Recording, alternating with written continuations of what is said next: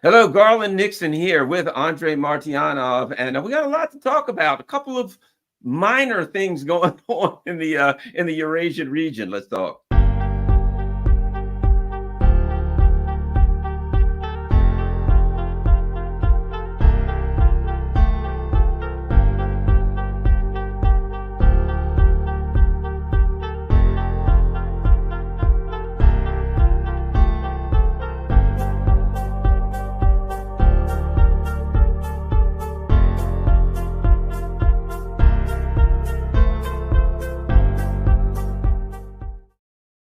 Oh, okay. I'm here with Andrei Martyanov, author and YouTube podcaster extraordinaire, and a great friend. And I've never missed anything that he has. His stuff is great and humorous. I get a lot of chuckles out of it. Even if I don't understand some of it, I get a lot of chuckles. So that's important too. Anyway, let's go. Let's go right there. One of the things I think, and I want to throw this at you, the the move by the Russian leadership, not Vladimir Putin didn't just sit up by himself. He met with the general staff. I think when he had the meeting with the general staff and everybody's like, well, they're talking about what they're going to do. He had the meeting with all of his high muckety mucks. It was, they're deciding about their next move in Ukraine. I think a big part of that discussion was about this. It seems to me that they've made some kind of decision. To me, it's like, well, we can't deal with these idiots, so we better build a security structure to deter them, or something like that. Your thoughts on the kind of discussion that's been had with the general staff and what we can learn strategically from the decision that the Russian leadership has made to build this? I mean, who saw this coming? A military alliance, man. This is a big one. Your thoughts? Well, I mean, when he was meeting with the generals, and then, of course, he issued this famous, on the eve of this so-called Swiss peace conference, what was issued by him statement, as they say, like, peace talks or whatever, it was peremptory to make sure that they do not accept it. And that essentially creates, first, it changed their agenda essentially of this stupid conference, which was an utter failure. But secondly, it gave Russia the excuse to say, you know what, here was our offer. And as everybody understands this, and again, anybody who has any like half brain left in their head and their cranium, is each Vladimir Putin's or Russia's next offer is much worse than the previous one. So obviously, as was expected, United States, which, I mean, Europe doesn't matter here, they're nobodies, rejected it, which is fine, so that was the idea. Then after that, basically, we see the unraveling of all that. Not only he obviously created their military union, it's much more than military union. It's basically into your face, defiance of all those stupid sanctions on North Korea. And hey, you know what? It's not only military, which is, of course, it is, but it is also largely economic cooperation. There are so many things which for North Korea to be gained, the same as for Russia to be gained in terms of security of its major, obviously, naval base in Vladivostok. So, and when you look at this, and you begin to observe it, so you can see yourself that it's all about, in the end, of making U.S. Bases around the region very uncomfortable. Vladimir Putin came out today and said, yeah, we're giving, well, he said, we would give, but I'm pretty sure he was talking about fait accompli. And there are some versions of the Onyx missiles, not expert versions. And of course, the question here is not just that, which Korea probably already have. And even 3 M14 caliber with the range of 2,500 kilometers, which will be also used from the ground launchers. It is about targeting. It is about provision of the all recon and targeting, for North Korea, if God forbid something happens. And South Korea already in a panic mode. They issued statement that they will provide lethal help to Ukraine. Sure, Russians are trembling in their boots. So there you go. And now he's in Vietnam. And guess what? I'm pretty darn sure, although it's not going to be advertised, that actually there will be talk about Kamran base. Kamran naval base for the Soviet Navy, and it was the major base of the Red Banner Pacific Fleet. It was obviously closed during the, what times it was. I think so. That's on agenda too, but we will know soon enough, I think. Well, what do you know? We've had another friend who has dropped in. Hi, The one and Scott. only, the one and only Scott Ritter. I didn't know Scott. I knew he had some stuff to do today. I sent him the link, and I didn't know if he'd be able to show up. But yay, Scott's here. Okay, Scott. I'll throw the same question at you, because I mentioned to Andrei. I said, look, the Russians seem to have said, we've been trying to resolve this thing in a way that we don't have to build blocks. We don't have to, build a military security structure with various countries. It seems to me the whole business that they've made a decision, I'm sure they talk with China, to kind of build like a axis of resistance, kind of like Iran's doing in their region, only they're 1,000 times over. Your thoughts on how this affects and also how it affects U.S. plans, because now you put long-range missiles in North Korea. I'm going to throw this at Andrei too a bit. You put those long-range missiles with the capabilities that Russia has in North Korea, it dramatically changes U.S. plans to go after China and Taiwan Strait. I'm going to go back to Andrei with that in a second, but your thoughts on all of that, Scott Ritter? Well, first of all, let me start with a premise, and maybe Andrei disagrees with me, but Vladimir Putin will never seek China's permission for anything. The notion that Putin went to China and got permission from China. Oh, no, I never said so. I never said you did. I'm just saying that there's, when you take a look at Putin's, travel itinerary, the first place he went to was China. Why? China's the most important nation in the world to Russia right now. And Russia needs to have a dialogue with China. China is not a big fan of regional military alliances, and neither has Russia been historically. But Putin said at the St. Petersburg International Economic Forum that the time is now for a Eurasian security framework. I don't know if China's on board. I don't think Russia gives a damn, because right now Russia is going to build and is in the process of building the basic framework for regional security, and what they did with North Korea is the start of it. It's not a treaty. Read what it said. It doesn't say, this isn't NATO. This isn't Article 5. If you're attacked, we will immediately come. And it says, though, that if there's aggression against you, we will ensure that we begin the dialogue to make sure that all things can be done for you.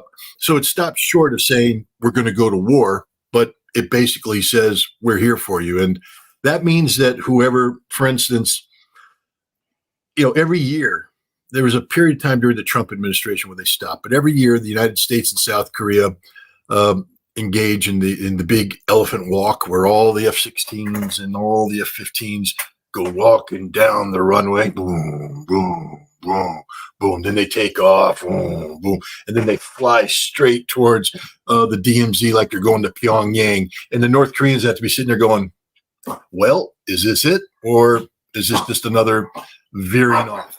And at the end, they always veer off. But they do that at the same time that information gets leaked to the press that the United States and South Korea have plans for preemption, for decapitation strikes. That day's over, finished. That will never, they may do the case, but they'll never pull the trigger on that, because it now means a war with Russia. And Russia's not messing around. Andrei mentioned some of the weapon systems that Russia could provide. I'll take it a step further. Russia will never provide them with nuclear weapons. North Korea has their own nuclear weapon. But one of the big things that North Korea has trouble with is reentry vehicles. They have the missile capabilities that can fly to the United States, but it's very problematic whether or not they have a warhead that can survive reentry, which means, The other thing is the missiles that they have going to the United States are ballistic in nature. Ideal for instance, the interceptors that the United States has put in Canada or in Alaska and elsewhere. I think what Russia will be providing is some improvements in their solid rocket fuel. Basically, Russia is going to enable North Korea to have an SS-27 with a Vanguard type warhead. Yeah. Why is this important? Because it guarantees that if the United States attacks North Korea, America will lose a city. And that's what this is all about. Russia has said, you put weapons here in Ukraine and you gave them permission to attack Russia. Are you stupid? Are you an idiot? And the answer is yes, of course. Now, he hasn't done that yet. He said, though, but we're looking at this. We may provide technology, etc. The Onyx, it's a good system. Don't get me wrong. The Caliber is a great system, but they provide marginal enhancements over systems that the North Koreans already have.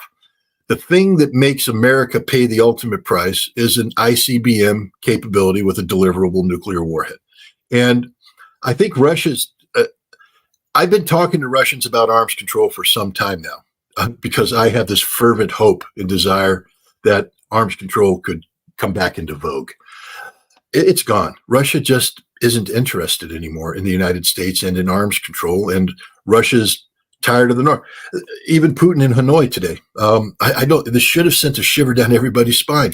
But he said, you guys are sitting here talking about lowering the threshold for the use of nuclear weapons, and we're sitting here with this nuclear posture that makes it sort of difficult for us to use nuclear weapons because things have to happen. We believe in our doctrine. We're going to have to change that. We're going to have to lower our threshold for the use of nuclear weapons to match yours. The world's becoming even more dangerous because of this. This is insanity. And Putin said, he said, we're not going to preempt you because if we use nuclear weapons, we'll destroy you. There's no such thing as nuclear preemption. There's no escalate to de-escalate. This is part of the insanity of the Western thought right now. The U.S. has this W-76-2 low-yield nuclear weapon that we put on the Trident missile on the Ohio-class submarine. And we have a doctrine now that says we will use this to send a signal. And the Russians are going, well, that's a pretty stupid signal because all we're going to do is kill you. There's no ifs, ands, or buts in this. We live in a very dangerous world.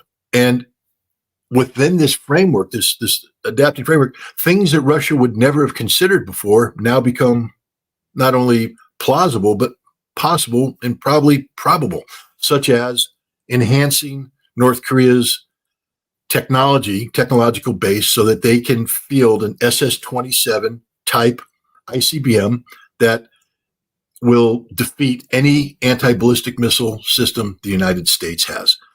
So I think that's a thing. And I'll stop here because I've babbled on too long.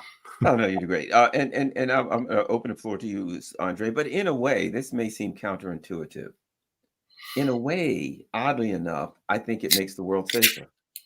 In a way, I think that the Russians are creating a greater deterrent, because to me, the U.S. wants this war with China. That's going to go nuclear because the U.S. is going to get pounded. They're going to lose it quickly, and then they're going to want to go nuclear. And I think the deterrent, anything that deters them from going to war with the nuclear power, and this does. Anyway, your thoughts on the discussion of missiles. One of the things in the context of the U.S. going after China. And the whole deal, well, we've got the first island chain and all this, and we want to be able to stand back, giving increased accuracy, targeting, and ability to North Korea kind of blows up that plan that the U.S. has in a way of attacking China. Your thoughts? Well, absolutely. For U.S. Navy, although, for example, North Korea certainly has some radar capability, and they can certainly see, for example, such fat target as the carrier battle group approaching shores. They will see it about 200 kilometers. They probably will, use the good old, airplanes to spot those things. The type of the system of targeting system, such as Liana, it provides an extremely real-time targeting at any system basically, in Northern Hemisphere. Actually, it operates globally now because it was updated with a number of the other satellites. And that changes the game. The only thing which I have to disagree with Scott, because what Koreans have in terms of Onyx is not Onyx. They have Yahant type weapon, which of course was at that time due to the regime of the non-proliferation of the cruise missiles. It's not really regime, it's kind of gentlemanly agreement between the people who make those types of missiles, that is a range going to be basically limited to 300 kilometers. They do have this capability, that's for sure. But in terms of 800 kilometers, and especially with such active radar homing device and with the ability, well, they call it AI. It's not really AI. It's a good level, software, which is, allows, for example, the salvo of Onyx. They communicate with each other. One of the missiles can be used as the radar, picket, so to speak. And it could be shot down, it could be sacrificed. Then the other things, so it's a whole other story. But Scott absolutely correct that in the end, it is all about enhancing what Koreans proved that they at least halfway there. They developed some sort of the gliding vehicles, hypersonic glide vehicles. And which United States, by the way, still cannot develop. And what happens, you can go in and provide some technologies which are realized in the avant-garde system, for example, which gives you enough ability to develop your own thing, but with a good level targeting. And of course, if it is Mach 27 and its maneuvers, good luck shooting it down. So, and Scott is absolutely correct here. And again, when you look even at that thing which they created,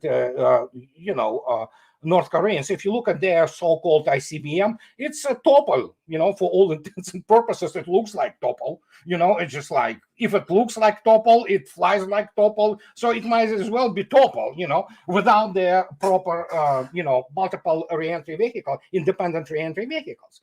So this, yes, that's certainly a possibility. But, and what I also agree with Scott, absolutely, I don't know why. China is irrelevant here in terms of what Russia is doing. And by the way, many people still do not understand, while China and Russia are extremely close in many respects. And China definitely, follows a lot of things.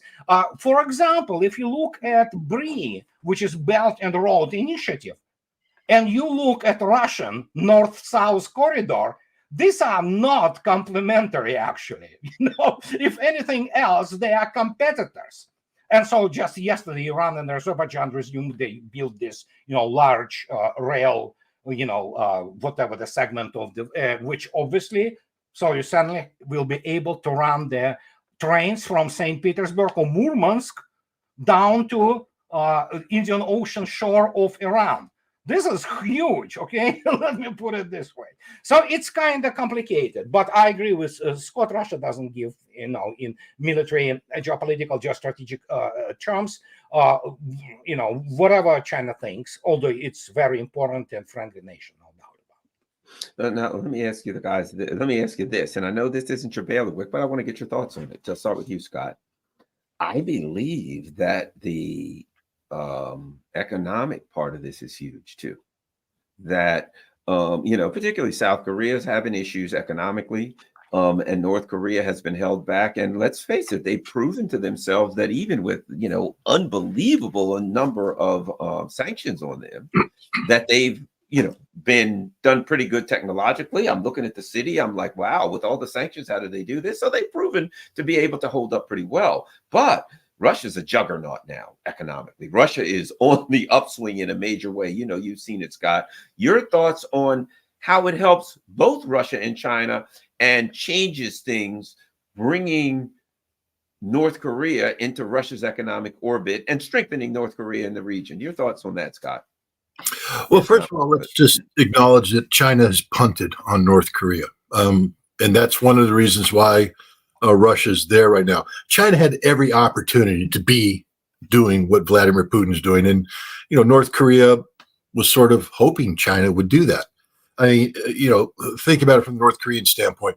The Russian economy hasn't really caught everybody's attention, except for the last couple of years when it's come alive because of its resilience against sanctions, and people are now looking at it. But the Chinese economy is the world beater. It's the belts and roads. And North Korea is like, bring a little bit of that belts and roads this way. We'd like some of that action. And China's been reticent because China has been fearful of sanctions, fearful of the impact or the response that the West would throw on it. So China's been a little hands off. Russia took this step because they no longer care about the West. Russia fears nothing from the West. And this doesn't mean that Russia's going to be aggressive against the West, declare war. The West no longer matters. And that's a sad state of affairs. It used to be Russia. Well, what would Europe think? What would the United States think? But with the 14th round of sanctions right now, they know what they think. Therefore, it's irrelevant. And Russia has made itself sanction proof. And the way they've worked with China is they've drawn China into this relationship. So China can't suddenly back out. So Russia has a safety factor built in.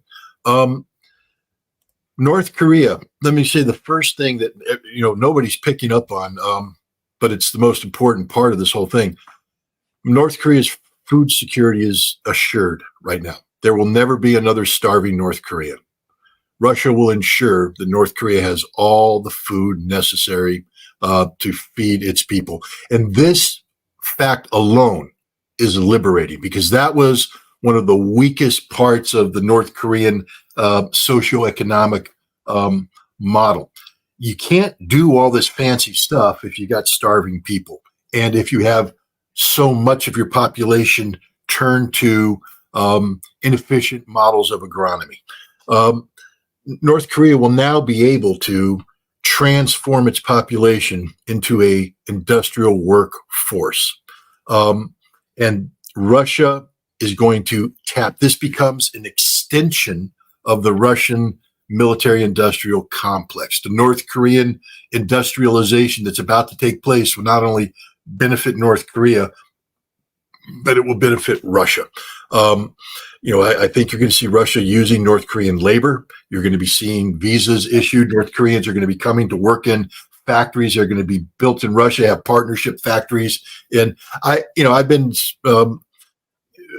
spending a lot of time with, economists and industrialists in Novosibirsk, and watching what they're doing and the models of development. And you see a lot of parallel activity. For instance, that they're negotiating to bring a Chinese company into Novosibirsk. There's a parallel negotiating to bring a Russian company into China. They may not be of the same level, but right now Russia's not in the business of just bringing Chinese in here. Russia's also in the business of getting Russia expanded to markets. And I think you're going to see Russian expansion into North Korea to help the North Koreans develop. But we are going to see a rapid industrialization of North Korea. I mean, they're already, they have very high quality. I don't know. Do you remember when a couple of years ago, a American nuclear scientist was allowed to travel to North Korea and visit the centrifuge hall and look at the centrifuges of the North Korean uranium enrichment. And he came back and he said, I don't know how they did it, but the North Koreans have the most advanced machine tools and technology in the world. And it's stuff from Japan. It's the highest end Japanese stuff, and it's in North Korea. How did they do it? Well, the North Koreans have their ways of doing things. But the bottom line is the North Koreans are pretty darn good at what they do. They're very good, but now they're going to take this skill set. And the reason why I bring this up is when I talk about industrialization, it's not like, you're going in and trying to bring up, the Iron Age and bring them into the Nano Age. They're already at the Nano Age. You just now have to expand it. And now they can do it because there won't be this huge suction of national resources into inefficient agronomy. North Korea is going to be fed. They're going to rebuild. This changes everything because Russia is going to benefit from BRICS. BRICS is a game-changing phenomena taking place. So the acceleration of BRICS is even beyond.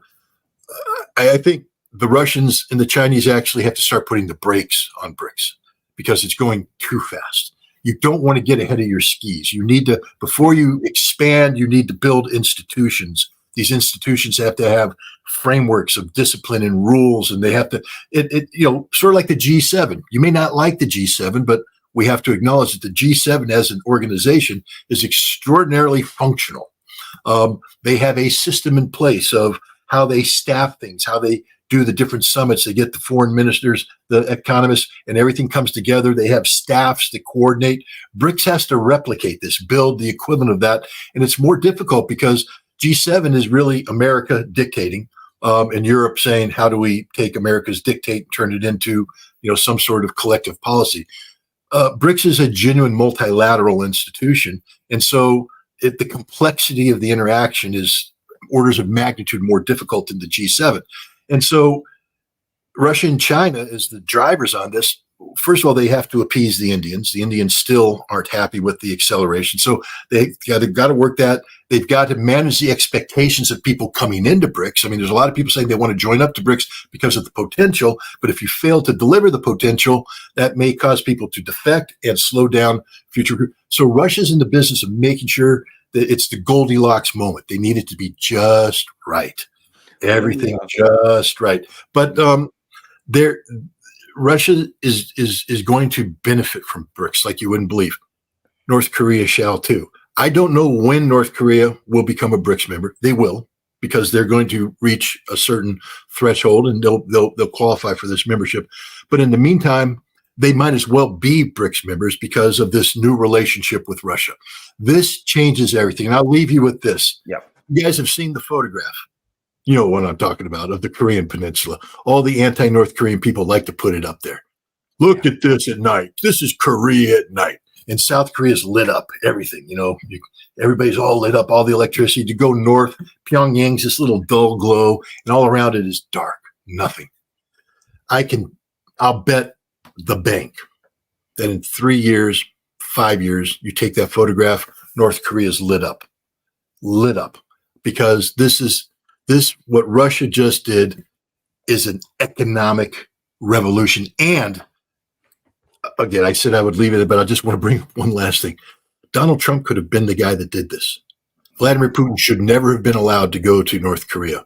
Donald Trump was doing this.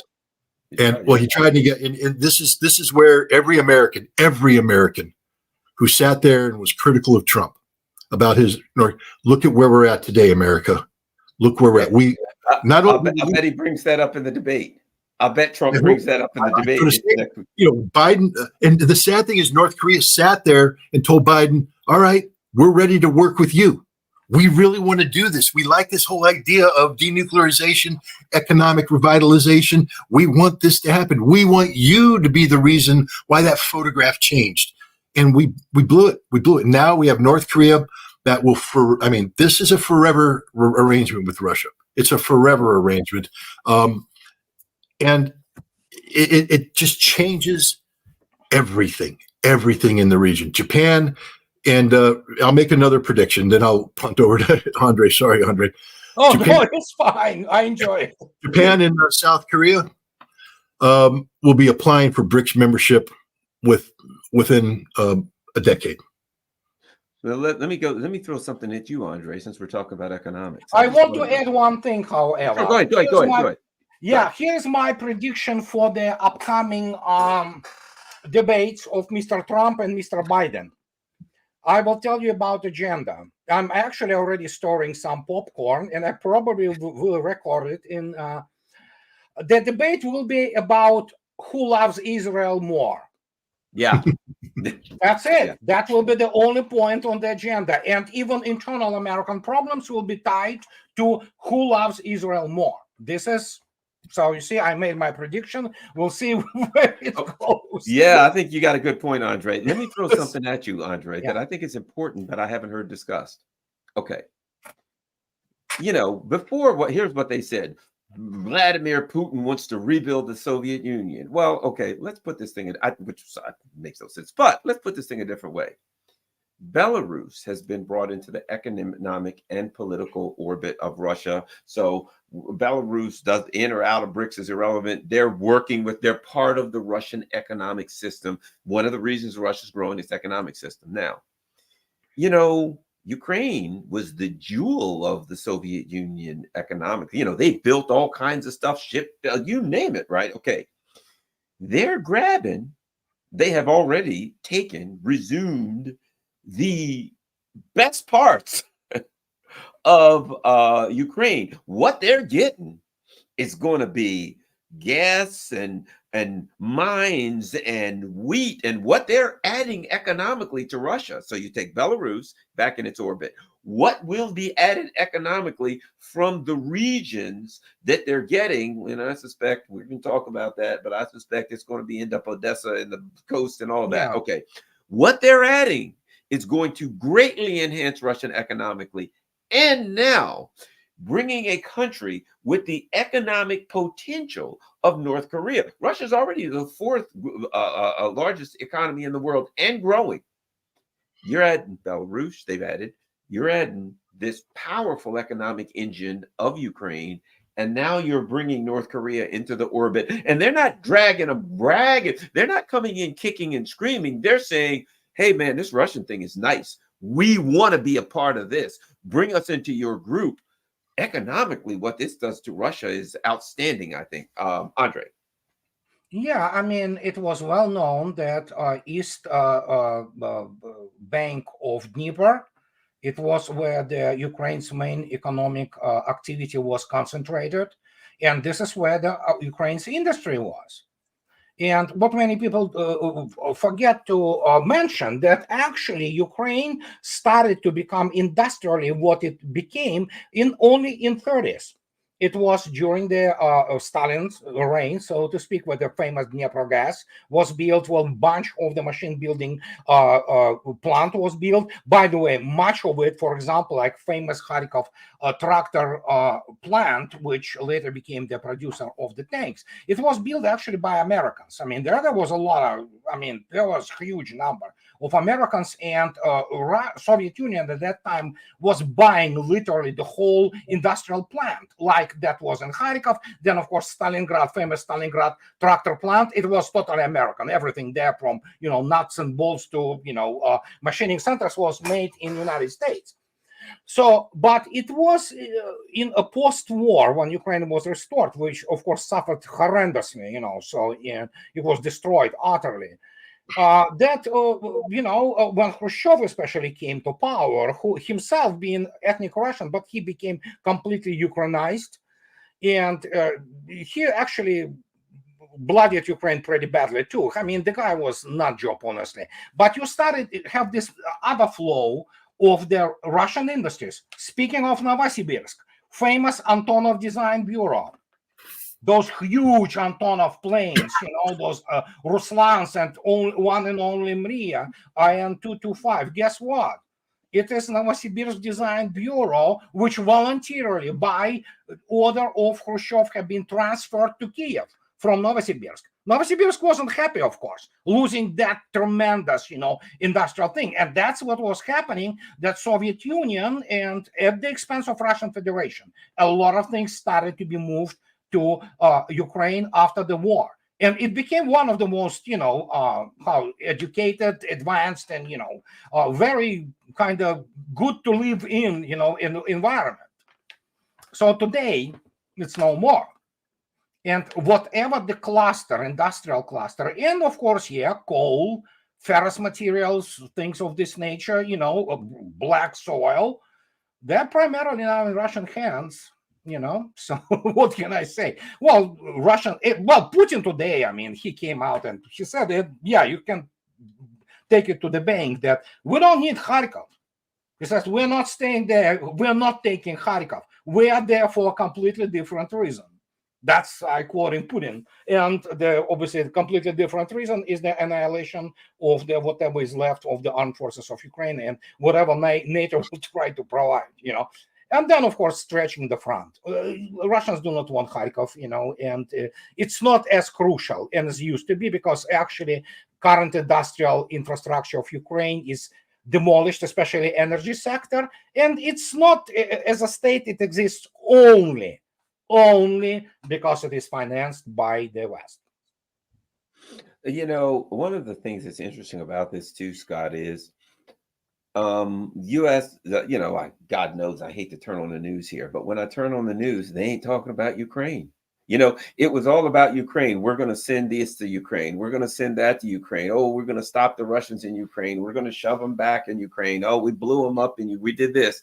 And today was like, hey, they're in Cuba floating around with hypersonic missiles. Oh my God, they've just taken North Korea. What's going on there? It's like a counterpunch, You're going to punch and the guy bloodies your nose, and now you're not talking about what's happening on with him. You're starting to take a bloody nose. It seems like in the world, the Russians are counterpunching now. They're not sitting back in Ukraine, dealing with Ukraine, waiting to see what stupid thing that the neocons are going to do next. Yeah, we're going to send, B-52s. That's what we're giving the Ukrainians next. Now it's now become, oh crap, what punch are the Russians going to throw next? You know what I mean? Like they've taken the initiative on an international basis away. The news, they've sucked all of the oxygen out of the room.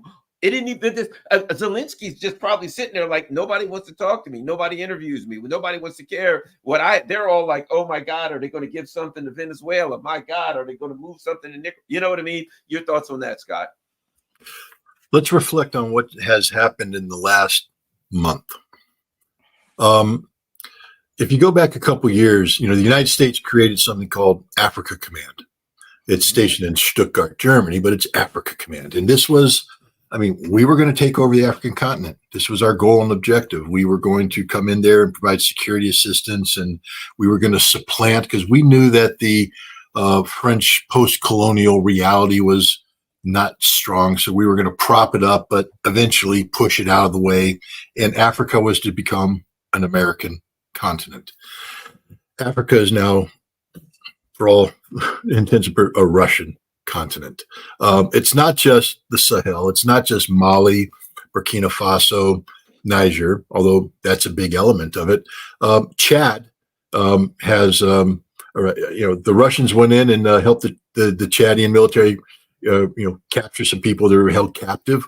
Why are the Russians doing that? Why didn't the United States with their vaunted special operations forces, or the French who were there in Chad, do that? Because Russia's pretty damn good. But the killer about the continent, and this sort of snuck under most people's radar, is Sudan. A Sudanese, because Russia was, President Bashir, they were negotiating. Russia was going to try and get a Red Sea port. Yeah. And then Bashir got tossed, and the United States came in, reclassified Sudan, took away the terrorist thing, and they stopped dealing with Russia. Then Wagner came in and started dealing with the other elements, the rapid support forces, or whatever they call themselves. Well, Wagner's now the Africa Corps. The Africa Corps works for the Ministry of Defense, and the Ministry of Defense is negotiating with the Sudanese government back to get the Red Sea port in exchange for the provision of ammunition. And the United States, now we've lost everything. We've got nothing in Africa. Africa Command might as well fold up and go away, because there's nothing left to command. This is huge. This is a geopolitical shockwave that nobody in the United States is talking about. We're just not talking about, but we lost Africa to Russia and China. Africa Command is finished. We have spent a lot of time in the last 2 years building up a trilateral relationship between the United States, Japan, and South Korea for the purpose of confronting the North and, to a lesser extent, containing China. That trilateral is finished. It's shattered right now. The Japanese and the Chinese and the South Koreans are still trying to figure out just what the hell just happened. Vladimir Putin showed up, and instantly their whole life just did it. They are in panic mode, both countries. What happened? What happened? What happened? America doesn't have a response, because America's going, what the hell just happened? We we made too much fun. We made fun of them. We mocked them, but we never paid attention. They just changed the world. Boom. Now, he flies down to Hanoi. And I agree with Andrei. Cam Ranh Bay, all this stuff. But it's more than that. Hanoi is one of the linchpins of the ASEAN community that we've been trying to woo over. That's goodbye. Finished. And you attach to that, the Chinese premier just visited Australia, and Australia finally realized that China is more important to it than the United States and AUKUS, that if they want to live, they actually have to do business with China. The entire Pacific framework, we've been talking about this great strategic pivot to the Pacific America for decades now. The entire framework around which we were going to build this, it's like that scene from The Usual Suspects, and it's gone. The only thing we have left now is the Philippines, but not too long, because the Chinese are beating the crap out of the Filipino Marines trying to resupply their ship. There's Taiwan. I think I just was reading some recent assessments came out, that basically has acknowledged that the island falls in 5 days. I just want to reiterate what I just said. The island falls in 5 days. The Taiwanese can't defend it. America can't reinforce it. The island falls in 5 days. That may be hype. Who knows? But my point is, whatever this foundation that the United States thought it had in place upon which it was going to build the American is gone. There's nothing left. It's like a tsunami came in and just took it away. And we haven't realized it yet. Pardon for interruption. Andrei, speaking of Africa, what people forget, speaking of Africa, because that's another thing which slipped away, the very moment Admiral Gorshkov and Kazan submarine was at Cuba, there was a joint maneuvers between Egyptian Navy and Russian Pacific Fleet.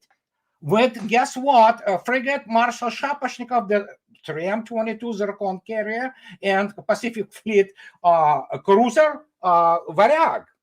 And what is shouldn't be forgotten that Russians already negotiated and settled with Haftar that Tobruk will be Russian naval base. It's going to be there. Yeah, it's I know. It's just let me ask you this, Andrei. We're speaking of Africa. We're talking about the U.S. Navy in that region, the Red Sea, the Ansar Allah. I'm convinced that something bad happened to USS Eisenhower that they're trying to hide. No. So, but the bottom line is this: they're having a lot of difficulties. Do you have any kind of an idea what kind of missiles, what kind of technology the Yemen people have? And it seems to be at the least giving the U.S. Some difficulties. Do you know what kind of technology they have there? Do you suspect what kind of technology? Anyway, your evaluation of the crisis in the Red Sea. Well, I mean, Iran supplies them with some cruise missiles. They're primarily knockoffs of Russian P-15, Termite, P-20 maybe at best, and C-802 Chinese. It's the best they can do. It's subsonic, it's obsolete. Well, they still shoot them. You have to have their, radar range and bearing, and you shoot at it. They have obviously a lot of drones, and they operate obviously in a depletion mode. The amount of the missiles, for example, Aegis class destroyers carry is obviously finite, and it's impossible to resupply them at sea. And same goes for Eisenhower, obviously, which primarily uses carrier-borne aviation to shoot down those things. They, leave the E-2, Hawkeye. They just scan this thing. They see those slow missiles. They, vector the F-18s. They go in and shoot them down. But again, for how long you can do that? Because you have to resupply. There is a finite number. As per, I don't believe Eisenhower sustained any kind of damage. Well, maybe if they somehow hit it with some, drone, which it cannot do anything serious to such a vessel as the nuclear-powered aircraft carrier, especially with their armored deck, so they are pretty well defended. So, but what I think that wherever they went, it's all about resupplying, and they need to recharge and reboot, so to speak, those destroyers, because obviously they have to be there, not only because of the reason of the drones like this. There is a lot of things which is going on underwater now. They have their unmanned their surface vehicles, well, basically drones, but on the surface. They even have some kind of torpedo type things. We don't know. United States is extremely, tight on the reporting this. So, but I'm saying that, yeah, hey, they dropped their shipping through Red Sea by 90%, and this is the force which doesn't have Navy. I mean, it's just unfreaking believable. And this is this is one of the greatest sea lanes of communications interdiction operation in history. You see, many people talk about how they bombed, attack Israel and all that, but my God, look at that. And this tells you what is the value of the standoff weaponry, even if it is obsolete, but you have enough of it. But then again, Putin is on record now that we will provide other people with whatever we'll consider necessary. And who said that something will not be provided? You start giving the Ansar Allah, the Yemenis, some of these very serious weapons.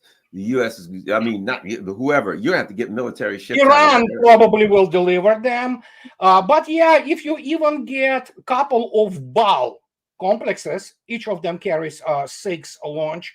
I think so. No, 8 launch. It's a subsonic missile. It's fairly old, KH-35 Uranus. But it's still a damn good missile, And this is extremely electronic warfare resistant, and it's a sea skimmer.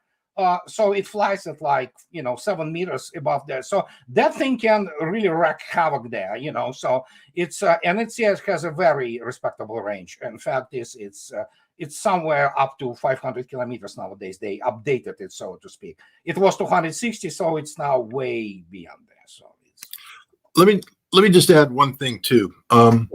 If you go back and take a look at the great naval battles of history, Midway, Coral Sea. They lasted days of intensity.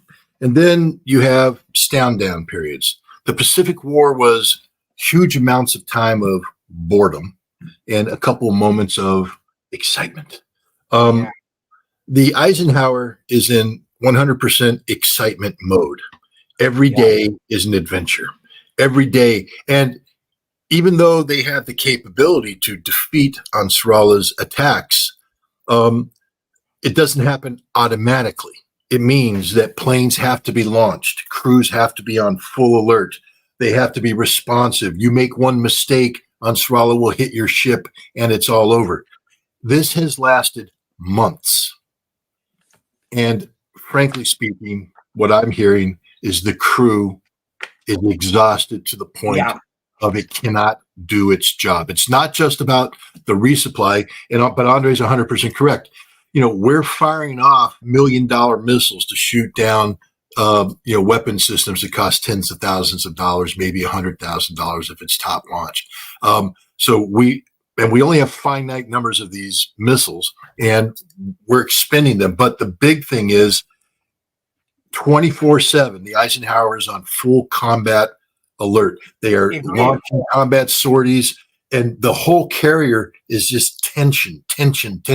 One mistake. And if you've been on a carrier, you understand when you're doing intense launch and recovery operations like that, it doesn't matter if it's peacetime or wartime. That's exhausting. You have to have your act together, or one mistake and you lose a plane, you lose a crew member, you lose stuff. The ship is just finished. It can't continue the mission. And that's why they had to pull it off station, because literally they can't do this any longer. They are so tired. They're so exhausted. They are worn out to a frazzle. And that's and here's the bad thing. What if we need it in a big fight?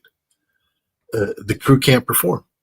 This crew is, I mean, you can't recover like that. This isn't like going out and running a mile and then coming home and going, oh, I'm going to take a shower, get a good night's sleep. This is like running multiple marathons back to back to back, and your body has just eaten itself and it's done. This ship has to go offline. That crew needs to be off the ship. That crew needs to rest and rebuild, be out with their family, go on vacation, get drunk, get laid, do something. But they have to stop doing what they're doing right now because they're broken. And so basically this is where I don't think the Houthi damaged the ship. I don't think they hit it. But I will say this, they broke it. They broke the ship. And so you have experience in the Navy. Let me ask you this also, Andrei. You know, I used to, believe it or not, I used to be a hovercraft pilot. I used to run a hovercraft. And, you know, we used to have a saying about how I was also an engineer. I worked on them. We used to have a saying about hovercrafts. There's always something broke. It's just a matter of finding out what it is. There was always something. But okay, to utilize a piece of equipment as complex as a aircraft carrier for months and months and months, I would think the ship would need repairs, upgrades, fixing that you're wearing. Yeah, absolutely. Down, along with the men. Yeah, Scott is absolutely correct. I mean, 150% correct. There is so much you can take, you know, and at some point of time, you begin to get absolutely exhausted. And guess what? Yes, mechanisms fail, they break. Obviously, such a large ship as Eisenhower, or for that matter, any kind of CVNs of U.S. Navy, or for that matter, any Navy, they have what's called a mechanical shop. They can fix some things, you know, but there are things which you cannot fix. And we don't even know how, for example, electronics works anymore, you know. And that requires, there's so much which goes into it and sustainability of this operation. So I can only say that I agree with Scott 150% in this, and especially, so it's combination of and it's how the men interact with their equipment, which matters. And once you begin to lose focus, things break. And guess what? Sometimes they break even when you are focused because, you know, metal gets fatigued. You know, the resistors and microchips burn, you know, fans in the cooling system just break down. Air conditioner may break, believe me, I know. It was actually 120, and our two air conditioners, which we had, went out. It was the most, excruciating 3 days before, I burned. I have still scars on my, well, it's a whole other story. But the point is, it's just horrible. So I want to point out one thing. The Eisenhower has just been put on notice that it's to redeploy to the Eastern Mediterranean on an emergency basis. Because of Russian Navy. Well, because of also the potential of conflict with Hezbollah. Yeah. And you know, I think it's a huge mistake to put it there. Why? Muscle memory. Okay, the ship has learned bad habits because it's fought a specific threat, and it fought that threat for such a long time that its entire routine is based upon countering the Ansarallah threat, the Houthi threat. And now they're going to go up and they're going to take on Hezbollah. And Hezbollah has completely different systems, completely different, which the Eisenhower hasn't met yet. Certain assumptions were made based upon Houthi range capabilities for standoff and all that, which Hezbollah will be able to blow right through. I'm really concerned as an American that, because I don't agree with American policy. In fact, I condemn American policy, but I will never, ever, ever wish harm on American servicemen. And I'm very nervous that Hezbollah is going to hit an American ship. And it's going to hit it with a weapon that's going to do a lot of damage, kill a lot of Americans, mainly maybe sink the ship. And the Eisenhower is the wrong ship to be there right now because, again, they're exhausted. When you're exhausted, you fall back on muscle memory, what you've trained yourself to do most recently. and they have just spent months doing operations against a Houthi threat model. They aren't going to be able to make that transition 100%. And I'm just worried that will be mistakes made. Really what we should be doing is pulling them home and getting another carrier battle group deployed there. That's what the Pentagon, this is why we pay people in the Joint Chiefs big bucks to be thinking things like this. Somebody in the Navy staff should be saying that, but we don't have the resources now. And so we're going to overextend an already overextended ship and crew and put it into a threat model that I'm afraid no matter what their professionalism is, it just creates opportunities for error, for mistakes. Andrei, I see you have a comment for that, and then one last subject I want to ask a question. Give me it looked like you had a comment for that before.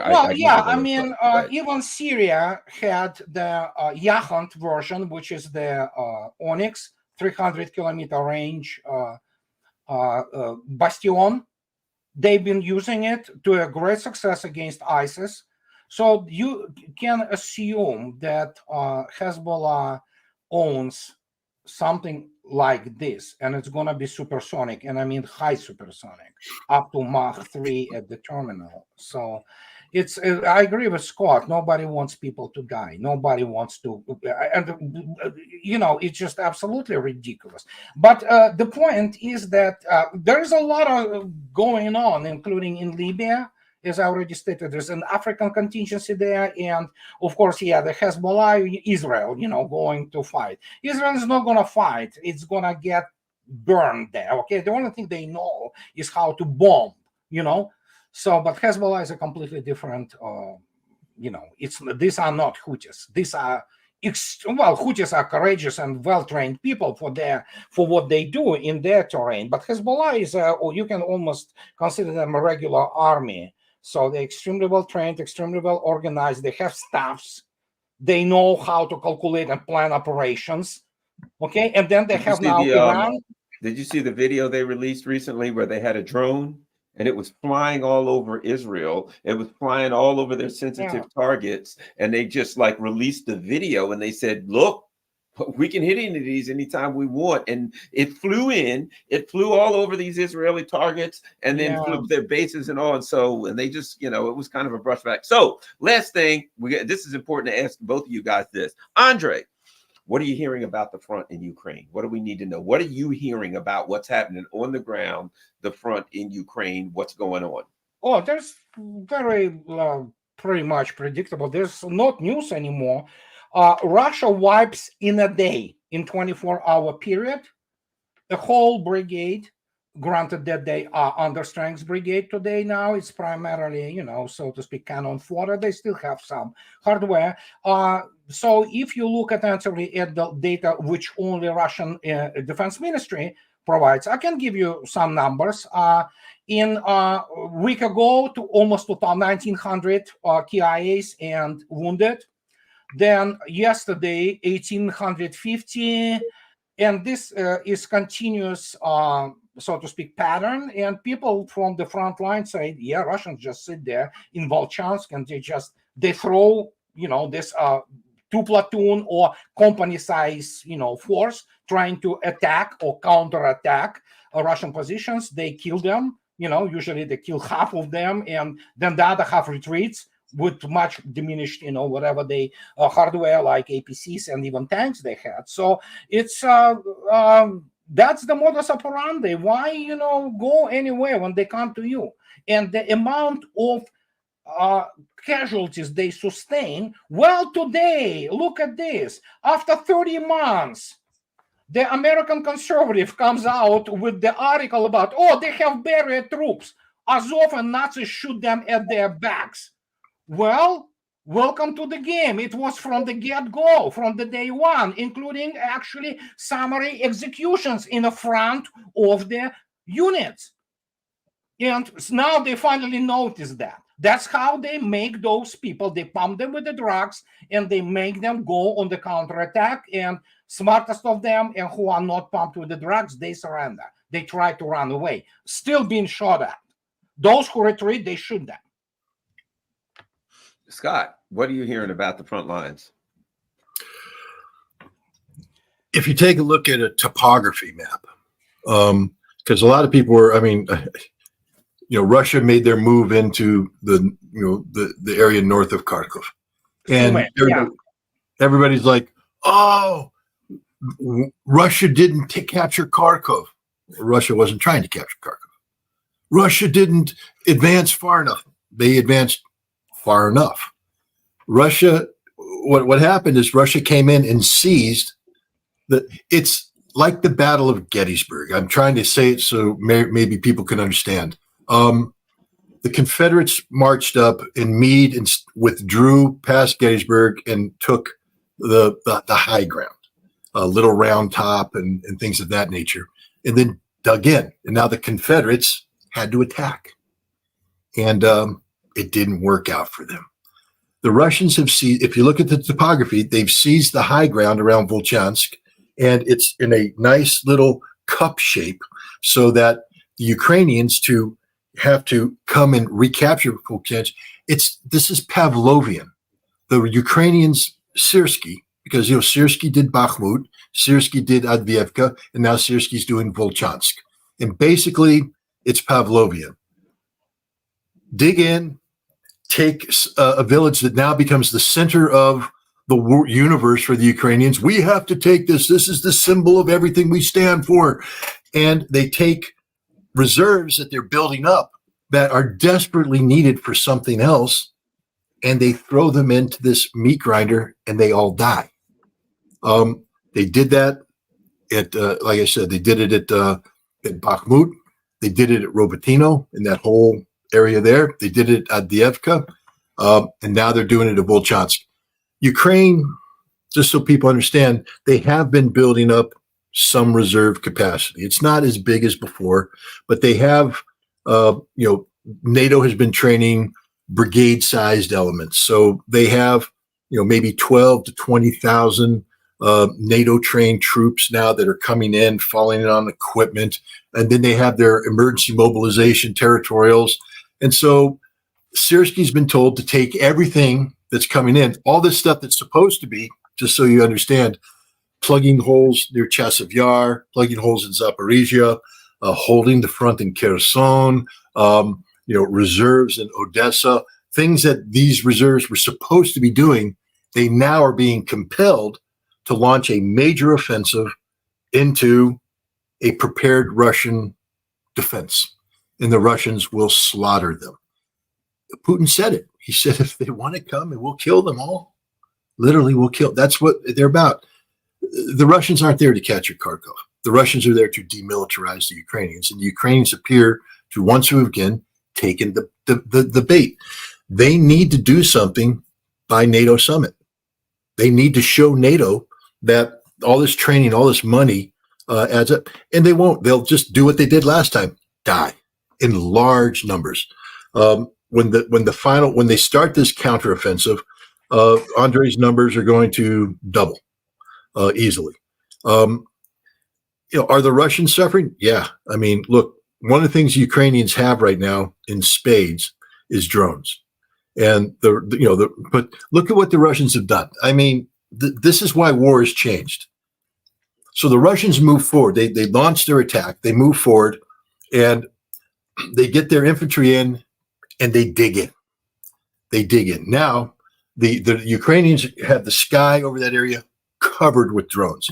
If you try and move your troops in, they're going to hit you with the drones. I just had two very good friends get hit by a drone last night. They both survived, but it's dangerous. It's dangerous. So what do the Russians have now? They have drones that resupply. And so the troops go in, dig in, and then the resupply drone comes in, gives them their food, gives them their medicine, delivers the mail. If the Russians have a wounded guy, they now have a drone to take a wounded guy out. And so the Russians just dig in, and then they bring them their anti-tank missiles. They bring them the stuff they need. And now the Russians have built this defense system that when the Ukrainians come is going to slaughter them. They're going to be hit with FABs. They're going to be hit with drones. They're going to be hit with artillery. They're going to be hit with TOS, the thermobaric weapons. This isn't even going to be a close fight. It's going to be murder, slaughter. That's what the Russians are doing right now in Kharkiv. And the genius of this is they're doing it as far away from Odessa as possible. I just want you to think about that. They're doing it as far away from Odessa as possible.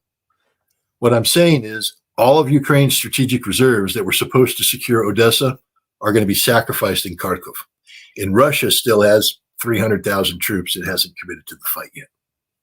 Andre, well, we're just about out of time. You get the last. You get the last comment. Andre. Oh no, as my good friends from certain circles in Russia say, when you go to slaughterhouse, you do not go there to capture slaughterhouse. You go there to slaughter pigs, So this is just, Scott, absolutely correct. And it's been the modus operandi for them for a long time. And again, as there are very interesting tactical things which are invented now, including the motorbikes and quadrocopters mobile groups, which they have very big difficulty actually hitting, especially when they run and they, basically expose their fires, which they have. And then, of course, you have a couple of platoons, tank platoons, and other people moving in, and it's over. So, there's a lot of things going on there. But, it's... Well, Andrei Martyanov, everybody, Smoothie X12 is his YouTube. And what's your you've got a website also, Andre? What is it? Reminiscence of the Future blog. That's the only thing I have. Okay. And of course, go to scottritter.com. Scott has a great website. All of his good work is there. You can find Scott all over the internet, but definitely go to scottritter.com